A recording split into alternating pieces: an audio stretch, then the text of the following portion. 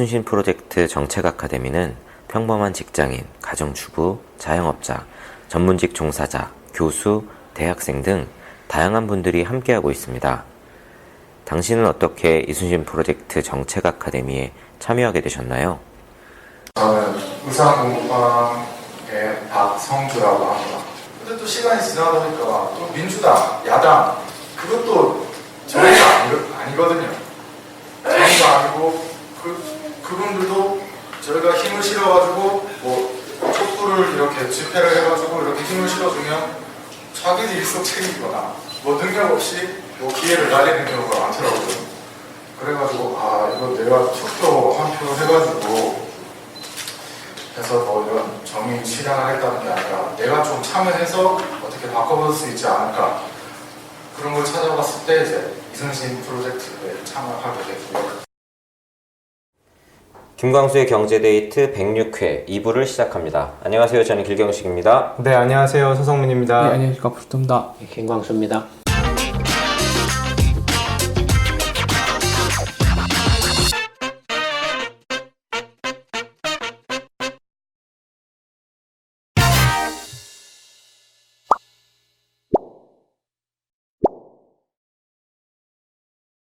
네, 미중 무역 전쟁과 관련해서 화웨이가 계속 압박을 받고 있고 네. 진행 중인 것 같아요.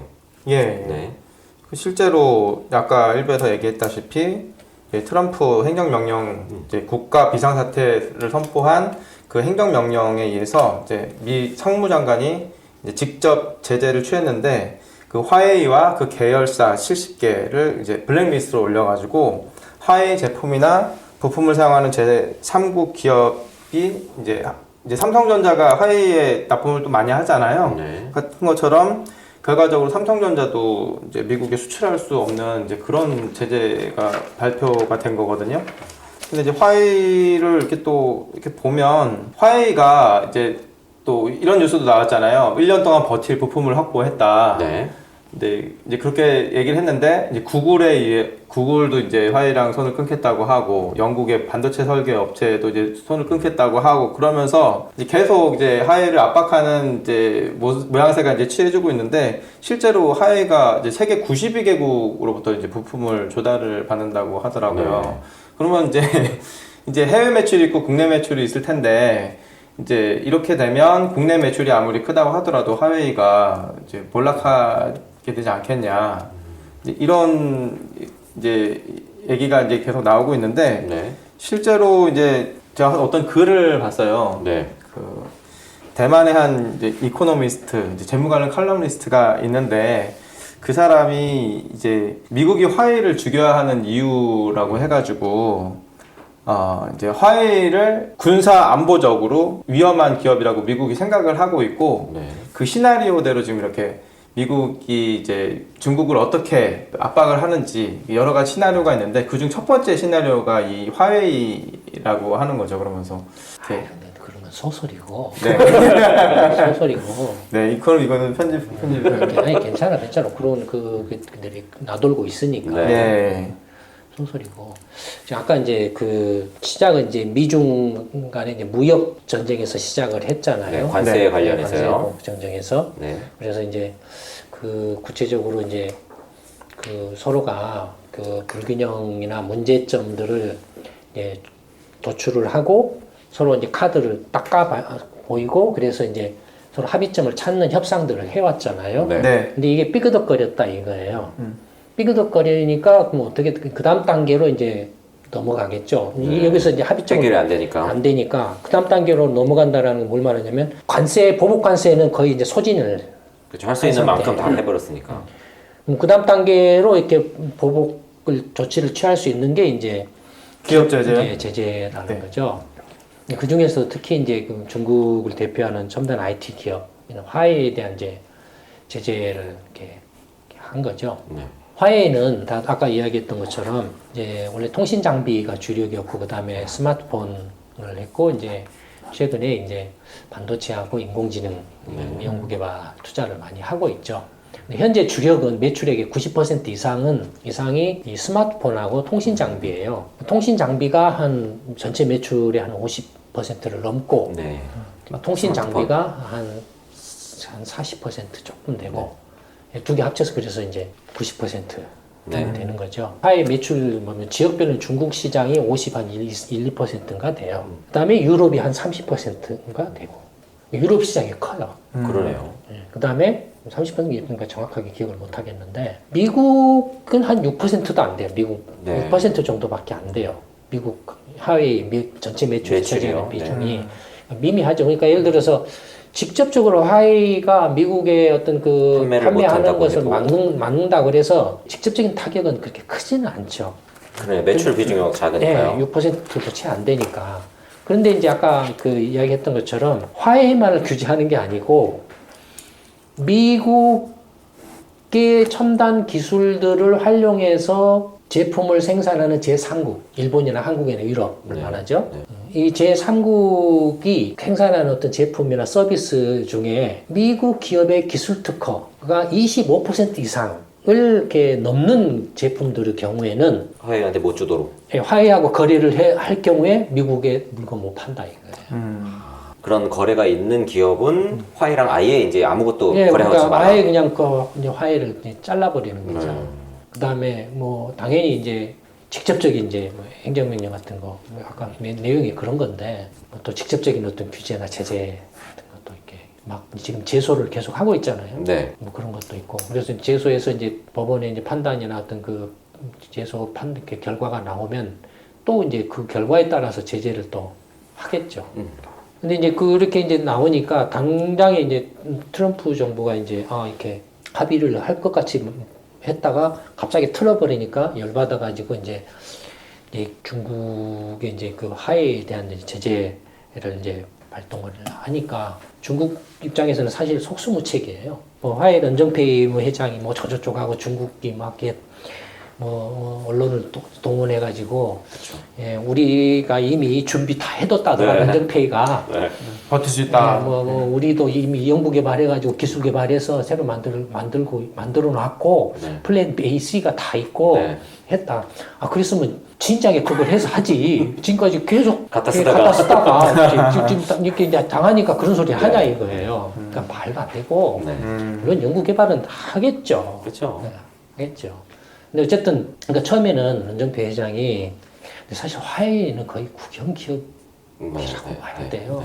이 런정페이도 군인 출신 아닌가요? 그러니까 국영 기업이라고 봐야 돼요. 근데 어쨌든 처음에는 이제 시진핑 이제 주석이 내가 다 책임질 테니까 싸움 한판 붙어 이렇게 하니까는 전부 이제 또 충성하면서 이렇게 또 우리 다 준비돼 있습니다 하니까 중국 인민들이 으아 하고 열광을 했을 거 아니에요. 네. 네.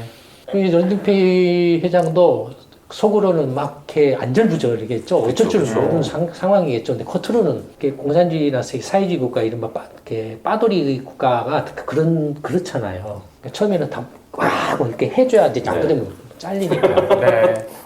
그러니까 이제 그렇게 했는데 미국이 말만 그러지 실제로 그 제재를 안 해줬으면 하는 꿀떡 같은 마음이 있었는데 이게 이제 기업들도 막 실질적으로 이제 거래를 끊어버리고 계약도 끊어버리고. 거래 이제 계약을 이제 끊을 수밖에 없잖아요. 네. 행정명령은 그 법이나 마찬가지니까 네. 발동을 해버렸으니까 네. 그게 실제로 뭐 그걸 집행을 하든 안 하든 그건 차치하고라도 다른 제3국의 기업들이나 미국 기업들이 입장에서는 트럼프 정부가 저걸 이렇게 몰래 가서 살짝 했을 때 눈 감아 줄 건지 두드러 팰 건지를 알 수가 없잖아요. 그렇죠. 그러니까- 어디까지가 진심인지를 판별해야 되는데. 그러니까 이제 제일로 이렇게 좀 그 몰마땅한 이제 구글은 중국에서 쫓겨났잖아요. 네, 네, 네, 네. 그러니까 제일 먼저 잘라죠. 뭐 그다음에 이제 기타 등등 뭐 이렇게 다 이제 줄 이어서 이제 이렇게 거래 중단이나 뭐 이렇게 걸 하고 있는데, 근데 런정페이 회장이 이제 우리는 이미 다 플랜 B, 플랜 C가 있고 우리는 이미 자체 개발돼 있고 막 이런 이제 말을 했다가 네. 그래서 중국 인민들이 우리의 런정페이 회장하고 열광을 했다가 그 지난주인가는 갑자기 또 이렇게 태도가 바뀌어가지고 우리는 중국 정부하고 관계가 없어. 우리는 중국 정부하고 관계가 없어. 미중 간에 하면 정부 간의 갈등이고 우리는 그냥 기업이야. 우리는 미국 기업하고 관계가 좋아. 그리고 미국 기업들이 중국에 가서 사업하는데도 우리 많이 도와주고 있고 돈도 많이 받고 있어. 이렇게 태도가 확 바뀐 거예요. 자기도 아이폰 쓰고 있다고 네. 기회에 대해서 뭐 이렇게 뭐 불매운동 이런 거 하지 말라고 그렇게까지도 얘기를 했더라고요. 근데 이게 이제 문제는 뭐냐면 중국의 기술력이 정말 어느 정도나 될까가 이제 문제죠. 그렇죠. 근데 굳이 그걸 일일이 골치 아프게 안 따지더라도 중국의 기술력은 아직도 저 밑에라고 봐야 돼요. 이렇게 갑자기 물론 중국이 나라가 크고 사람도 많고 해서 뛰어난 사람이 있을 수도 있고. 하지만 만약에 쪽수로 친다라면 네. 축구를 왜 깨져요 자꾸. 그러네요. 그 10억이 넘는 사람 중에 뽑아도 안 되네. 그다음에 노벨상 왜 그렇죠. 그 이스라엘이나 이런 데 봐보세요. 그렇죠. 뭐 이렇게 유럽의 뭐 조그마한 나라들 봐보세요. 그러니까 쪽수 단순히 그러니까 이게 이렇게 양적인 사고 틀에서 못 벗어난 거예요 쪽수. 우리가 덩치가 커졌으니까라는 게 쪽수 개념이에요. 그러니까 이게 대국 중화주의 한국 이게 무슨 이렇게 소국 조그마한 것들이 깝죽대고 있어 이렇게 뭐 이런 게 이게 현실을 뭐 이렇게 모른다 아까 이렇게 현실을 외면하는 쇠뇌된 형태 태도들이에요 그런 것들이. 네. 만약에 중국은 나라도 크고 사람도 많고라고 한다면 이미 세계를 싹쓸이 하고 있어야 되죠. 그렇죠. 인도도 마찬가지인데. 이게 경제나 기술이 단순히 어떤 아이템만으로 된 게 아니라 이게 시스템이에요. 근데 시스템이라는 건 뭘 말하냐면 여러 요소들이 복합적으로 서로 유기적으로 연결돼 가지고 서로 시너지 효과를 낼 수 있을 때 낼 수 있는 그런 체제를 말하는 거죠. 시스템이 작동되는 상황인 거죠. 초창기 때 아무것도 없는 상태에서는 오늘 한국도 그랬듯이 몰아주기로 해서 일부 이제 기업들한테 몰아주기로 해서 키워가지고 하는 그런 것들을 이제 뭐 이렇게 우산 전략 뾰족하게 해서 찌른 다음에 나중에 탁 펼친다 뭐 이런 전략 뭐 그런 것 주적으로 이야기를 했었죠. 근데 중국도 마찬가지죠. 근데 그렇게 우산으로 이렇게 뾰족하게 하나로 몰아준 게 이제 대표적인 게 화웨이라는 거죠. 네. 화웨이의 실제 기술적인 실력은 어떠냐? 객관적으로 비교하기는 힘들죠. 그건 공개된 것들이 별로 없기 때문에. 근데 이제 유출을 해볼 수는 있죠. 화웨이의 작년 매출액이 한 7,200억 위안 정도. 7,200억 위안 정도면은 120억 아니 1000 아니 아까 한국 돈으로 환산하면 100조 원에서 얼마냐? 한 170억 고 가면은 200조면 140조 원이잖아요. 200원이라고 치면. 140조 원이잖아요. 그러니까 170원이니까 한 120조? 110조? 그 정도 되겠죠. 네. 그러면 삼성전자가 얼마나죠? 작년에 250조 정도 됐나요? 비교를 해보면 알 수 있어요. 삼성전자가 작년에 한 250조 정도인가? 막 이렇게 하여튼 그 정도 될 거예요. 제가 숫자는 정확히 기억을 못 하겠는데. 그 다음에 일본의 토요타는 자동차 회사지만 한 300조 작년에. 거기에 비해서 이제 그 화웨이가 뭐 120조라고 치면 삼성전자의 한 절반 정도 그러네요. 되죠. 매출의 규모로 봤을 때. 예. 그다음에 이제 화웨이가 이렇게 그나마 그 정도 매출액을 올릴 수 있는 것도 중국 자체 시장이 크기 때문에 그렇죠. 근데 이제 그러니까 7,200억 위안이죠. 작년 매출액이 7,200억 위안 중에서 위안의 이제를 한번 분해를 해보면 화웨이가 이제 그 외국의 통신 장비나 스마트폰을 만들 때 전부 자체 개발한 부품을 조달해서 중국산 부품을 다 쓰지도 않아요. 상당 부분은 외국 기업으로부터 이렇게 부품들을 조달해서 써요. 그 금액이 어느 정도 되면 화웨이의 이제 그 사업 보고서를 보면은 화웨이가 작년에 92개인가 그 기업들하고 외국 기업으로부터 부품을 조달한 걸로 나와 있어요. 세계 이제 뭐 한국 삼성전자라든지 뭐 이런저런 데를 다 포함해가지고 92개국 기업들로부터 부품을 조달해서 통신 장비하고 이제 스마트폰을 만들어서 중국하고 외국 시장에 다 팔아요. 근데 그 92개 기업으로부터 이렇게 사들인 부품 그 작년에 조달액이 670억 달러. 그러니까 중국 위안화로 치면은 4,400억 위안 정도. 그러면 7,200억 위안 매출이었는데서 부품 사들인데 나간 비용이 4,400억 위안이죠. 그러면은 그 4,400억 위안은 빼야 돼, 이제. 7,200억 위안에서 매출액에서 그럼 비용으로 나간 거니까 구입 비용으로 뭐 원자재 구입 비용으로 나갈 거거든요. 그럼 얼마 남죠? 한 3,000억 2,800. 3,800억 위안 정도 남죠. 그렇죠? 3,000억 위안 정도 남죠. 7,200억에서 7,200억에서 4,400억을 빼면 네. 얼마 남나요? 2,800억 2,800억 위안 정도 남나요? 2,800억 위안 남는데 그 중에서 이제 그 R&D 연구개발 비용으로 작년에 1,150억 위안을 썼어요. 연구개발 비용으로. 네. 그럼 1,150억 위안을 빼요. 한 1,700억 위안 정도 남네요. 네, 그럼 1,700억 위안 정도 남죠. 그다음에 또 그 중에 작년에 이익으로 한 700억 위안, 630억인가 650인가 하여튼 700억 정도 이익이 났다라고 하고 있어요. 네. 그럼 그 이익을 빼요. 그러면 한 1,100억 정도 네, 남아요. 네. 그럼 이제 그 1,100억은 뭐냐 하면은 이제 예를 들어서 인건비, 그다음에 마케팅비, 네. 그다음에 외국산만 부품을 샀겠어요? 자체 중국산 부품이나 원자재 같은 것도 샀겠죠. 네. 그런 비용으로 1,100억을 썼다라는 거예요. 네. 그러니까 전체 매출액이 7,200억 위안인데 그 중에 외국 부품을 사는데 4,400억 위안. 그 중에 미국 부품이 한 100억 달러니까 지금 작년 환율로 치면 한 660억 위안 정도? 네. 그런 미국 부품을 샀다 이거예요. 근데 주로 미국 부품은 정말로 핵심 부품. 근데 어쨌든 전체적으로 이제 그런 정도고, 그 다음에 연구개발비로 1,150억 위안. 그 다음에 이익 난 것이 한 600몇십억 위안. 네. 그럼 나머지 이제 1,100억 위안 정도가 남은 게 인건비하고 마케팅비나 그 다음에 이제 중국산 부품 사는데 썼다. 그러면 이런 이제 그 화웨이의 매출과 그 비용 구조를 이렇게 지출 구조로부터 뭘 알 수 있냐면, 화웨이는 어떤 기술을 가지고서 지금 통신 장비하고 스마트폰을 만들어서 팔았냐 이거예요. 중국산 부품을 쓴 것 또는 화웨이가 자체적으로 개발해서 그 만든 어떤 부품을 쓴 것에 아까 1,100억 그 인건비하고 네, 마케팅비까지 포함한 1,100억 속에 다 들어있다 이거. 네. 그러면 화웨이의 그 기술을 만든 통신 장비나 스마트폰 중에 4,400억이면은 60% 이상이죠. 그렇죠. 60% 이상이죠. 60% 이상이 외국 기술이라는 거예요. 자체 기술은 해외 자체 기술이 기술이고. 아니고.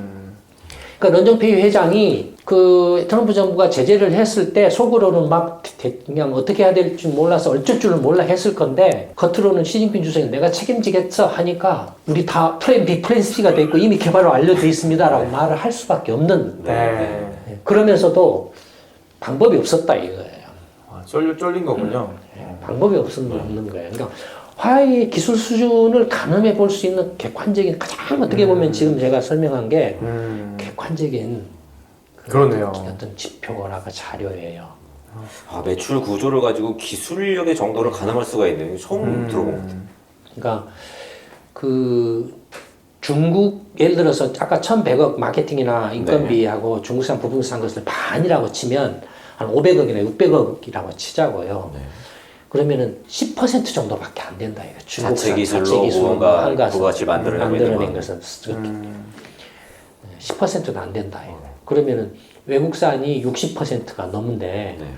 6대 1이니까 뭐 이건 중국의 최첨단 IT 기업의 기술 수준을 이걸로써, 또 화웨이의 기술 수준을 이걸로써 가늠해 볼 수 있다. 그러니까 이건 직방이에요.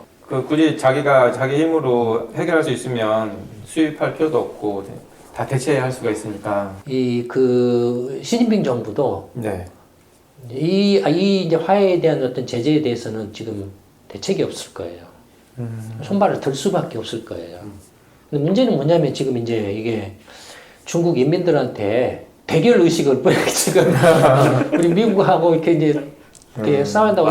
공산당의 그 가장 중요한 게 뭐죠? 사상 선동. 그렇죠. 선동. 예, 선전부대가 가장 그 권력 서열 2위, 3위를 차지해요. 선전부장이. 네. 공산당에서 굉장히 그 탑 3에 들어가요. 정도로 이렇게 파워가 막강해요. 네. 어떤 그 공산당이나 어떤 그 공산주의 어떤 이념이나 어떤 그 시진핑주의 어떤 그 이데올로기를 이렇게 중국 인민들한테 미국과의 어떤 대립각을 세워서 어떤 자기의 어떤 정치적 입지나 어떤 권력 기반을 이렇게 유지하기 위해서 이렇게 했는데, 현실적으로 이 화웨이 직격탄을, 그러니까 이런 그 첨단 기술 기업들에 대한 이해가 거의 없다 보니까 이런 이제 잘못을 저지르는 거예요. 시진핑 주석이나 그 지도부들이 지시를 내리면 다 해결되는 걸로 이렇게 네. 생각을 한다 이거예요. 런정페이 회장, 당신이 좀 알아서 잘 해봐. 아, 주석 각하, 제가 책임지고 하겠습니다. 안 하면 날아가는데 말을 한다 이거예요. 네. 말을 하는데 그 다음에 대책이 없다 이거예요. 그러니까 뭐 예를 들어서 이제 화웨이가 물론 이제 통신 장비 업체이기 때문에 뭐 오지 통신 기술 개발을 하죠. 그래서 특허 기술도 이제 이른바 특허 기술 중에도 핵심 특허 기술들이 있는데 그 핵심 특허 오지 관련 핵심 특허 기술을 중국 이제 화웨이를 비롯해 가지고 뭐 이렇게 중국 기업들이 뭐 30 몇 %를 이렇게 지금 가장 많다. 오지 관련 기술 특허 중에서 핵심 기술 특허 중에서 그다음에 뭐 한국 뭐 삼성전자나 LG 그다음에 뭐 일본 아마 좀 미국 유럽 이제 유럽이죠. 그다음에 유럽 노키아 에릭슨 그다음에 이제 한국 뭐 삼성전자 이런 정도. 그러니까 3강 구도죠. 어떻게 보면은 4강 구도죠. 그러니까 미국, 중국, 한국, 이제 유럽, 일본은 좀 탈락. 5G에 있어서는요. 예, 탈락. 근데 이제 뭐 지금 이제 그 화웨이가 뭐 5G에서 특허를 맞는 뭐 하는데 이게 5G라고 해도 5G에 관련 기술에 심하게 말하면 80%, 90% 이상이 다 4G 이하의 특허 기술들이에요. 원천 기술들이 5G에 사용되는 원천 기술들이 8, 90%가 4G 이하의 기술들이에요. 그 밑에서 했던 기술들을 기술들이 조금씩 이제 변형해가지고. 기술들이에요. 네. 중국 뭐 화웨이가 5G에서 어쩌고저쩌고 했는데 뭐 이제 뭐 5G 이제 시범 사업 도입하고 어쩌고저쩌고 한다고 했는데 뭐 지금은 아직은 이렇게 누가 더 이렇게 앞섰는지는 판가름하기는 힘들어요. 왜냐하면 아직 5G 자체 도입이 거의 안 된 상태거든요. 제대로 아직 상용화가 안 돼 있으니까. 뭐 이렇게 한국 삼성전자가 뭐 이렇게 어부지리로 5G 장비 시장에서 뭐 점유율이 1위로 올랐다 하는데 지금 그 5G 상용화한 데가 한국밖에 없어요. 심하게 말하면. 그러니까 한국 시장에서 팔아먹은 거예요. 그러니까 그건 의미가 없어요. 그런 것들은. 이제 5G가 완전히 상용화돼서 LTE를 상당 부분 대체를 했을 때 그때 시장 점유율이나 기술력이 어떠냐를 봐야 되는 거죠. 5G는 굉장히 지금 문제가 기술적으로 어려워요. 투자 문제도 있고. 저 예전에도 그 이야기를 했잖아요. 5G가 이게 대용량 초고속이기 때문에 뭡니까? 그 초단파를 이렇게 극초단파를 이용할 수밖에 없어요. 극초단파는 주한파 도달되는 그 거리가 아주 짧아요. 짧고 그냥 반사를 해버려요. 그냥 건물에 부딪히면 장파는 통과를 하거든요. 이렇게 많이 돌아서 가거나 통과를 하거든요. 또 길고. 그러니까 5G 같은 경우는 안테나 기지국을 세우면은 이게 기지국 반경이 150m 정도밖에 안 돼요. 지금 LTE 같은 경우는 그래도 반경이 500m, 뭐 1km, 긴 것은 뭐 1.5km, 뭐 이런 거 되잖아요. 비교가 안 될 정도로 이렇게 어마어마해요. 그다음에 건물 내나 지하 같은 데는 5G도 문제예요. 이런 것들이. 아직 그 5G 자체가 그러니까 5G가 기술적으로도 아직 좀 이렇게 완성됐다고 좀 보기 힘들고, 그다음에 설령 완성됐다고 하더라도 이게 투자 비용이 너무 막대해서 안테나도 막 설치하고 해야 되니까요. 예, 너무 막대해서 과연 이게 그 기술 대비 투자 비용의 이제 수익이라는 관점에서 봤을 때 이게 사업성이 있는지도 지금 사실 불투명해요. 그다음에 5G를 이용해서 수익을 낼 수 있는 사업 모델, 비즈니스 모델도 사실은 지금 명확하지가 않아요. 뭐 지금 그런 상태에서 뭐 화웨이가 됐든 삼성전자가 됐든 누가 됐든 뭐 지금 5G 관련해서 우리가 뭐 전에 앞섰냐 어떠냐 한다라는 것은 알 수가 없어요. 이제 지금 미국과 유럽의 이제 에릭슨, 노키아, 중국 화웨이 그다음에 한국의 삼성전자, 이 미국의 이제 그런 퀄컴이라든지 뭐 이런데 중심으로 하는 이런 세력들이 지금 이제 5G를 둘러싸서 경쟁하는데 기술적으로는 퀄컴이 앞서 있어요. 그럼 저기 명백해요. 미국이나 중국은 어떻습니까? 땅이 넓잖아요. 5G에 기지국을 세우려면 얼마나 투자를 해야 돼요. 어마어마하게 많이 줘야겠네요. 그러니까 이건 사업성 문제 걸릴 가능성이 높아요. 설령 기술적으로 완성된다고 해도 네. 정말로 그 어마어마한 투자를 감당할 수 있는 사업 모델을 찾지 않는 한은 이 수익성에 걸릴 가능성이 높아요. 그러니까 지금 기대감이 특히 이 4차 산업혁명 관련해서 인공지능이다 뭐다 하는 이런 기대감들이 굉장히 앞서가고 있죠. 뭐 사물 인터넷이네 빅데이터네 뭐네 하는 것들이 지금 실제 현실의 수준이나 상황과는 그런 것들이 말들이나 그런 기대감들이 지금 어마어마하게 앞서가 있죠. 그 괴리가 커요 지금. 실제로 뭐 사물 인터넷이라고 해봐야 사물 인터넷으로 지금 실제 상용화되거나 실용화되는 게 뭐가 있죠? 저런 거 있죠. 보일러 온도 조절 뭐 이런 거. 베스트. 나올 수 있는 건데. 옛날부터 해왔잖아요.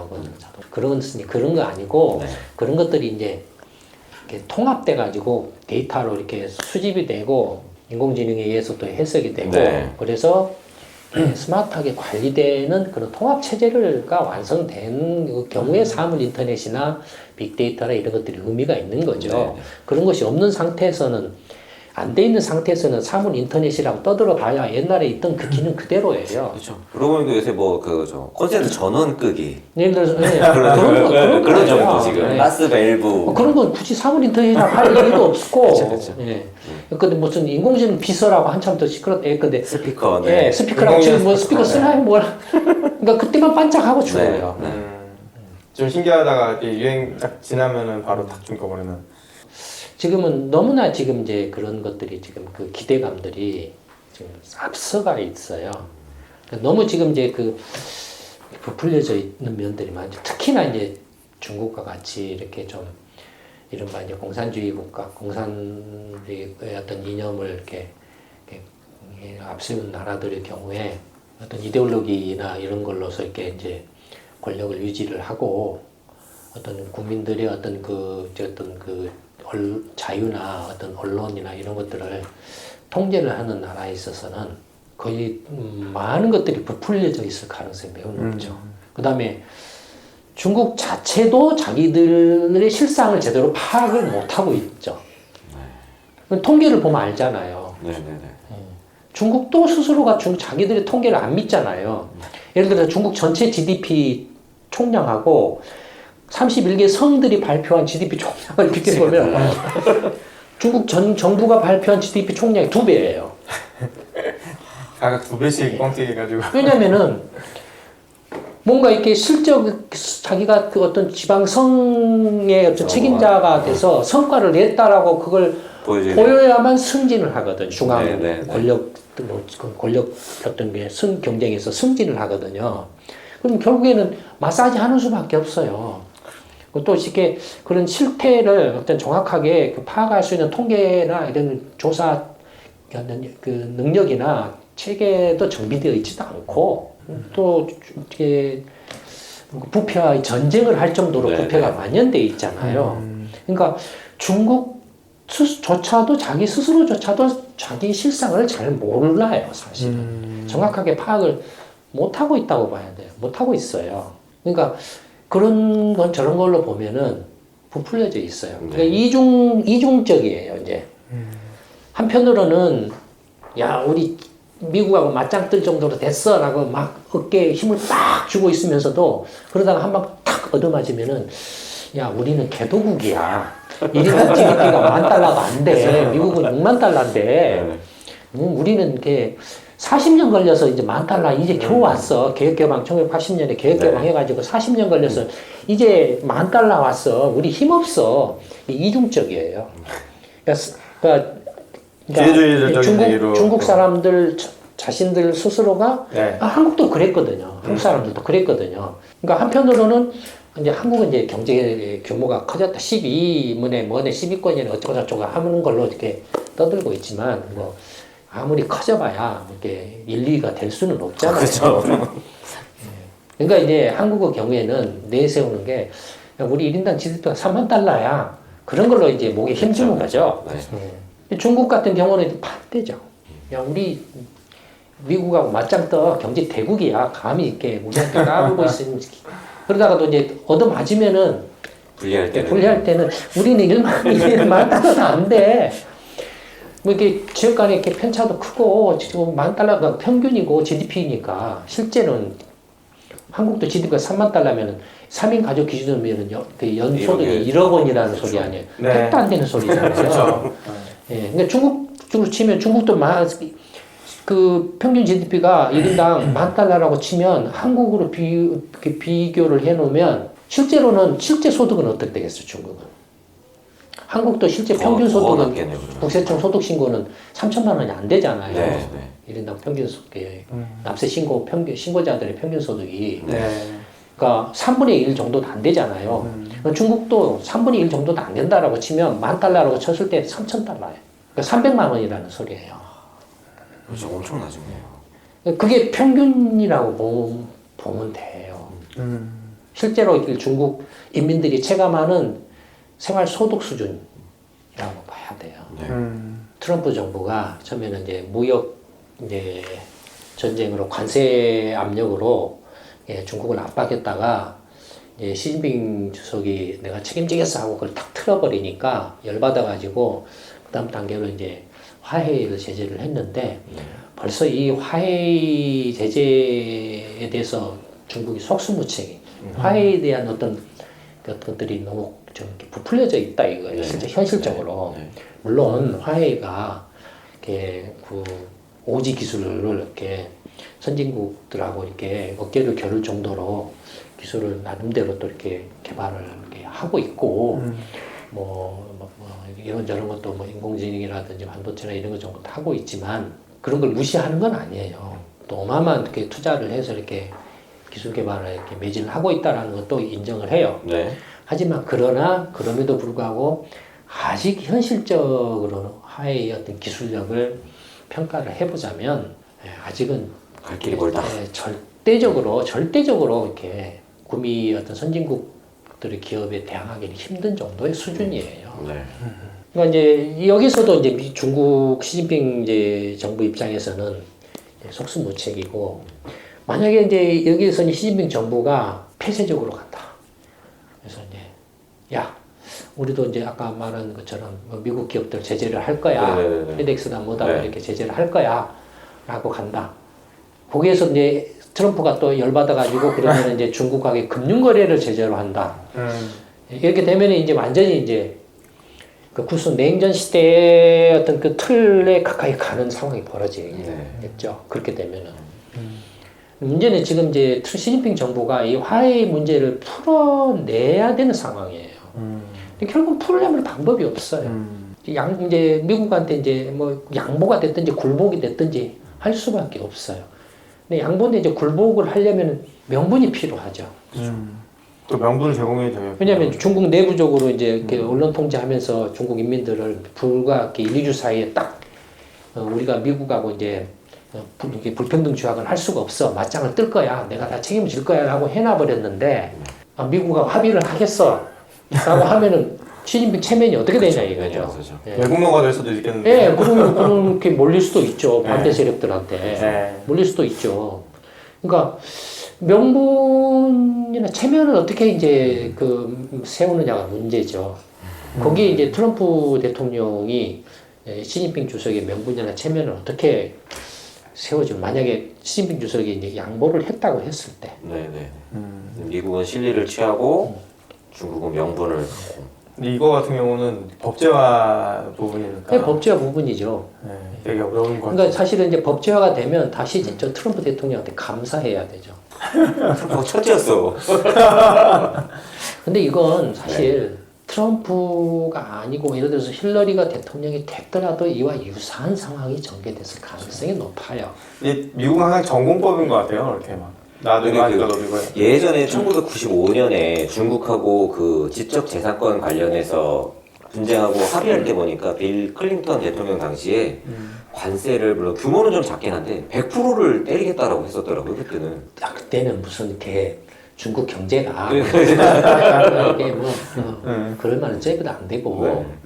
그래서 바로 또 그 90년대 말에 한국 외환위기 네. 당할 때 중국도 외환위기에 빠졌었죠 사실은. 네. 빠졌었죠. 뭐 지금 중국이 이제 금융 제재로 들어오면 위안화가 통용이 안 되기 때문에 네. 이제 형식적인 기축 통화가 되기는 됐지만 실질적으로는 위안화가 거래량 국제에 자체가 뭐 너무 거의 작아서. 미미하기 때문에 결국에는 이제 달러나 뭐 유로화는 유로권 안에서만 쓰는 그렇죠. 거고 그러니까 달러죠. 예. 무역 협상에서도 이기기가 힘들고 기업 제재에서도 이기기가 더욱 힘들고 금융 제재에서는 대책이 없고 예.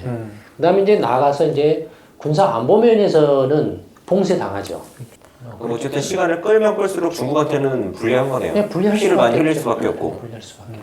오늘 김광수의 경제데이트 106회 2부에서는 이 중국과 미국 간의 무역 전쟁, 특히 이제 화웨이 관련해서 이야기를 했는데 매출 구조를 바탕으로 해서 화웨이의 기술력이 어느 정도 되는가 이 분석은 정말 어디에서도 보지 못한 굉장히 신박한 그런 설명이었던 것 같아요. 그러고서 딱 듣는 순간 바로 납득이 되는. 그렇죠. 예. 이 전체적인 구도가 이거를 보면 미국하고 중국하고 지금 이 무역 전쟁이 어떤 구도고 앞으로 어떻게 되겠구나 이런 것들이 탁 들어왔던 상황이고 이게 언론이나 이런 데 기사로 나오지 않을까 저는 분명히 조만간 굉장히 이제 신박한 이 좀 이따 나오겠죠. 예. 네. 그래서 오늘 김광수의 경제데이트 106회 2부는 여기서 마치도록 하겠습니다.